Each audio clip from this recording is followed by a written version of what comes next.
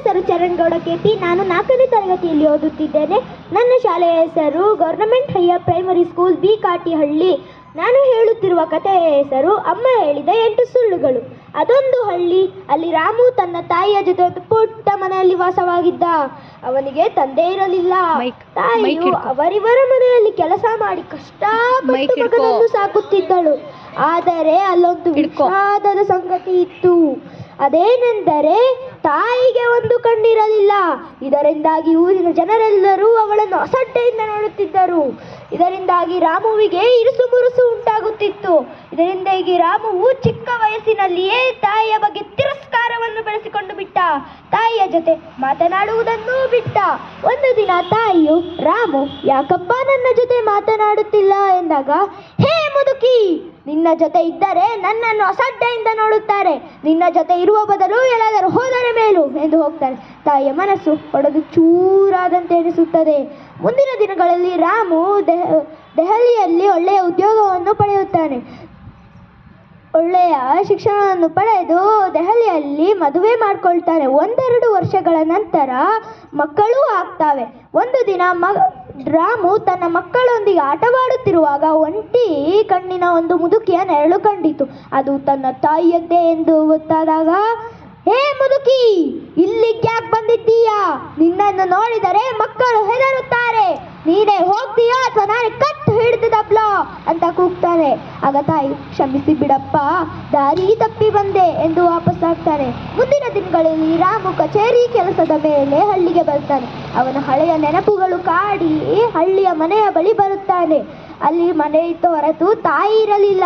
ಅಕ್ಕಪಕ್ಕದ ಮನೆಯವರನ್ನು ವಿಚಾರಿಸಿದಾಗ, ರಾಮು, ನಿಮ್ಮಮ್ಮ 1 ವಾರದ ಹಿಂದೆ ತೀರಿಕೊಂಡರು. ನೀನು ಬಂದರೆ ಈ ಪತ್ರವನ್ನು ಕೊಡು ಎಂದಿದ್ದಾರೆ. ತಗೋ. ಆ ಪತ್ರದಲ್ಲಿ ಬರೆದಿದ್ದೇನೆಂದರೆ, ರಾಮು, ನಾನು ನಿನ್ನಿಂದ ಒಂದು ಸತ್ಯವನ್ನು ಮುಚ್ಚಿಟ್ಟಿದ್ದೆ. ಅದೇನೆಂದರೆ, ನೀನು ಚಿಕ್ಕ ವಯಸ್ಸಿನವನಾಗಿದ್ದಾಗಲೇ ಅಪಘಾತಕ್ಕೆ ಒಳಗಾಗಿ ನಿನ್ನ ಒಂದು ಕಣ್ಣನ್ನು ಕಳೆದುಕೊಳ್ಳಬೇಕಾಯಿತು. ಡಾಕ್ಟರ್ ಹತ್ರ ನನ್ನ ಕಣ್ಣನ್ನು ನಿನಗೆ ಜೋಡಿಸಿ ಎಂದು ಬೇಡಿಕೊಂಡೆ. ಅವರು ಹಾಗೆಯೇ ಮಾಡಿದಾಗ ನನ್ನ ಸಂತೋಷಕ್ಕೆ ಪಾರವೇ ಇರಲಿಲ್ಲ. ನಿನ್ನ ಕಣ್ಣಲ್ಲಿ ನಾನಿರುವಾಗ ನನಗೆ ಏಕೆ ಮಗನ ಚಿಂತೆ? ಒಂದೇ ಒಂದು ಸಲ ಅಮ್ಮ ಎಂದು ಕರೆಯುತ್ತೀಯಾ? ನನಗಷ್ಟೇ ಸಾಕು. ಪತ್ರವನ್ನು ಓದಿದ ರಾಮು ಅಮ್ಮ ಎಂದು ಕುಸಿದು ಬಿದ್ದ. ಈ ಕಥೆಯ ನೀತಿ ಏನೆಂದರೆ, ತಾಯಿಯ ಮನಸ್ಸು ನಿಷ್ಕಲ್ಮಶವಾದದ್ದು.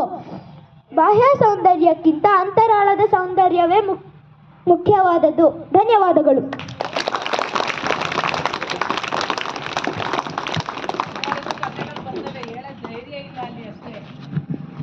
ತುಂಬ ಉತ್ತಮವಾಗಿ ಇನ್ಸ್ಟೆಂಟ್ ಫುಡ್ ಅಂದರೆ ನಮ್ಮ ಶಾಲೆಯಲ್ಲಿ ಚರಣ್ ತುಂಬ ಚೆನ್ನಾಗಿ ಅವನು ಕಥೆಯನ್ನು ಹೇಳಿದ್ದಾನೆ. ಅವನಿಗೆ ನಾವೆಲ್ಲರೂ ಧನ್ಯವಾದಗಳನ್ನು ಚಪ್ಪಾಳೆ ತಟ್ಟೋದ್ರ ಮುಖಾಂತರ ನೀಡೋಣ.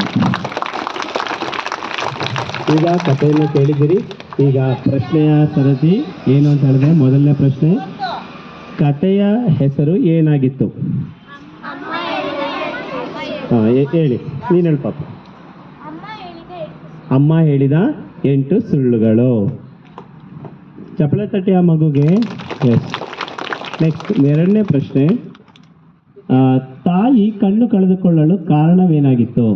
ತಾಯಿ ಕಣ್ಣು ಹೋಯ್ತಲ್ಲ, ಯಾಕೆ ಇದು?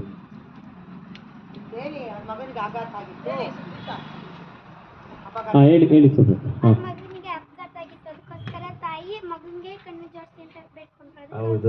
ಹೌದಲ್ವಾ?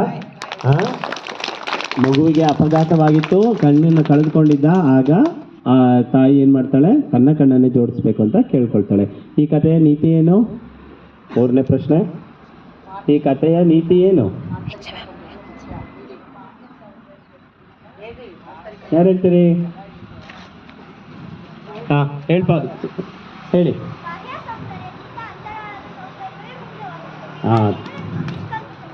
ಓಕೆ. ತಾಯಿಯ ಮನಸ್ಸು ನಿಷ್ಕಲ್ಮಶವಾದುದು. ಯಾವತ್ತೂ ಕೂಡ ಅಲ್ಲಿ ಯಾವುದೇ ಒಂದು ಕಲ್ಮಶ ಇರೋದಿಲ್ಲ. ಬಾಹ್ಯ ಸೌಂದರ್ಯಕ್ಕಿಂತ ನಾವೇನು ಮಾಡಬೇಕು? ಅಂತರಂಗದ ಸೌಂದರ್ಯವನ್ನು ನಾವು ನೋಡಬೇಕಾಗಿದೆ. Thank you for all the students. Those are answered. Thank you.